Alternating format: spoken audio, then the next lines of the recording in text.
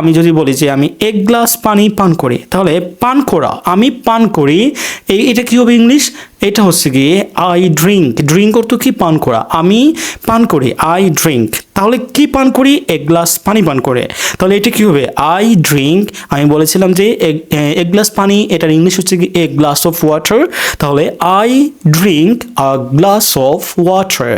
I drink a glass of water. Okay, তাহলে আমরা এটা বুঝতে পারছি। এখন আমি যদি বলি যে আমি এক কাপ চা পান করি বা চা খাই, আমরা তো বলে যে সচরাচর কি যে আমি চা খাই, ঠিক আছে? তাহলে এটি কি হবে? I eat a cup of tea. Okay, আমরা এখানে বলতে পারি যে I drink a cup of tea. আমি এক কাপ চা খাই, ঠিক আছে? আচ্ছা, ওকে। এখন যদি আমি বলি যে সে এক গ্লাস পানি পান করে, ঠিক আছে? আমি আগে বলেছিলাম, আগের ক্লাসে, লাস্ট ক্লাসে বলেছিলাম, যদি সাবজেক্ট শুধুমাত্র সিম্পল প্রেজেন্ট টেন্সে, কোনটা?